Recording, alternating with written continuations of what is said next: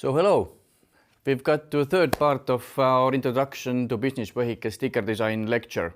My name is Gerri Konnov and I'm here to tell you a little bit secrets in designing for vehicles. I'm not going to give you tips how, if you put racing stripes to your car, it gives you 30 extra horsepower.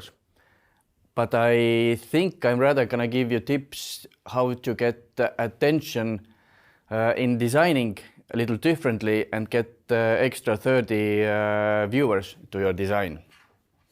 So what we have installed for you today.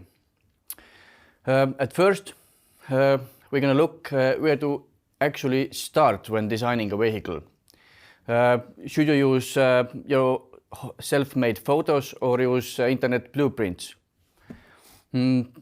Of course, disrupt to attract theme and where to put your logos and texts so that they would make an impact. Also, we're going to look how to understand that you are designing in many sides at the same time, although it's the same vehicle, and what points you should consider doing this. How to make logo areas and how make the most use of different colors. We're going to touch a theme what you will be facing, what to do if you have a multicolored fleet in your client's disposal. How to read and create brand manuals, or how to convert your, for example, Facebook ad to a car campaign also. I'm going to give you tips if you have a full wrap design job at your hands, and also we'll see a truck and other moving medium design possibilities. So, where to start? Now you know the boring technical stuff, so you are ready to start doing business, meeting clients and creating designs. Your first client just contacted you in a matter of some ads he needs to do his vehicle. So what does the primary process look like? Where to start? Designing a vehicle is not simply putting text and photos to a larger area. So what to think about it? Where to start? First, maybe I'll make some points what makes this a bit different than average designing. Firstly, you are designing to a 2D screen, but result is going to be in 3D. Screen is flat, but in reality, the surface is with curves. Some places where you can put them and some places where you cannot put them. You can design them on your computer screen and present them in your presentation to a client, but in reality, there are some restrictions and things you have to think when you are designing. For example, you need to know what you are going to design. Usually, clients will send you their price request with a mentioning of the car type and request for price offer. Even with the easiest request for example, full wrapping is usually, "Hi, I have a Dodge Ram. What it costs to get it a full wrap to black?" If you are lucky, then you get maybe production year, but what color the car is now, does it have sunroof, antenna, some extra body kits and so on. This makes a whole lot of difference in a material amount or a time and workload calculations. My point is that client actually doesn't know the details. This was the easiest price request, but from my own work experience, I had a request for design and price offer for a small van. A client forwarded to me the car seller's documents where I could get the name and the model and the year of the van and color. That's it. When I started to look about it from the internet, I saw that this model is made in many different variations. No doors, doors on both sides, or a door only in one side, or windows in one side, or windows in every corner. So there is so many different details you have to consider. My client who bought that van got a good price for it and was really happy about it. the details like are there windows on the side or in the back, or is there a side door, or were completely irrelevant to him. Sounds strange to me, but this is real life. Client may have the privilege not to know, but you have to know what you are starting to design. Or another example, I just got a design from my one of my customers' designers. All good, printed. We printed the stickers, and when client van arrived to taping, it was a long version of the van, not the regular one. That was in the design what was sent to us. Then everybody looked at each other. Customer watched their designer who replied to the client that you always have this type of vans, and he didn't know that this one gonna be a different. I, on the other hand, said that I just took the scented design materials and just printed it and wanted to apply it. I didn't know what the van actually was until I saw it. Well, yes, we found a solution and all ended well, but it still left a little bitter taste to a client's mouth because it was so much extra troubles simply because designer did not check the van that he was going to be taped. So this is the point in designing, is know the vehicle. If possible, please go yourself or let your client drive to you and look at the specific vehicle, make pictures, so you can see also later for some specifics, if necessary. If you take same time car photos from internet, they can be maybe some different version or something something different that you don't know. Same name, same model, but something different. I honestly do not know every vehicles of every model and special edition car that is ever made, although I have been working a long time in this business. Even the same type of car in US and in Europe, the versions are completely different. So if possible, make sure what the car is in reality. When you see the actual vehicle, then you can see all details. Where are their windows, where are doors, door handles, plastic details, detail caps, door sliders, and so on.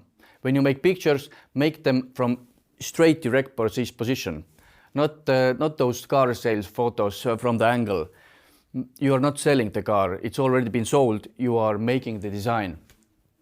If there are some specialities, then you can see them from the picture and consider them when you are designing.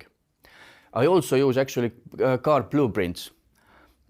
I actually design it to blueprint and then top it to the photo later. In that way, I can create already in the right scale and the design, so I do not have to change it later.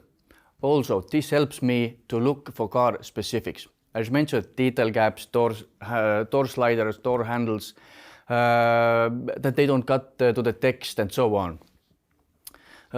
Also, I can see is there plastic details or window rubber seals that where I cannot put the stickers on. You can find those blueprints in the internet, actually. Just type to Google vehicle blueprints and you will get a ton of possibilities. Just pick what suits best for you, create an account, and you have a really good tool for yourself. So, blueprints. I like them, as I mentioned, because when you have compared blueprints and actual photo of the car, you can choose or mark some specifics to your design. As I mentioned, plastic details on the side maybe. There you cannot put easily stickers to plastic details. Well, you can, but that means that you have to make some extra steps. Tape aggressive adhesive tape before and then later as a second layer put your stickers on this aggressive vinyl layer. Still, you know that you have to market it to project manager, or if you are a freelancer and offering from idea to execution type of sticker service like I do, then you can calculate it to your price offer. Also, it is good to begin with getting your blueprint to actual scale size. 1 to 10 is my most used version. Whatever mathematics you are using, write it to the corner of your design, like I have. You will know the scale for the calculations yourself, and if you are sending this design to a sticker manufacturer, then they also know it. I would suggest you put also car's original measures also, just a little backup check. Blueprints also lets you see where the body parts what are slightly curved. Like in my fictional design here has on its side those slightly curved parts. In blueprints they are marked. These show me that I should not put a lot of text there, as the shape is going to disturb reading. Or if this is a larger curve, then maybe I should do more calculations for material what is meant for curved places, like a wrap material. But this may change price calculation to double the sums and even more. Let's do a little quiz here. As I've mentioned many times before, a disruptive graphic aspect. What is the disruptor here and what materials are used? What do you think? You already know the materials, and I'll give you, let's say, 10 seconds, okay?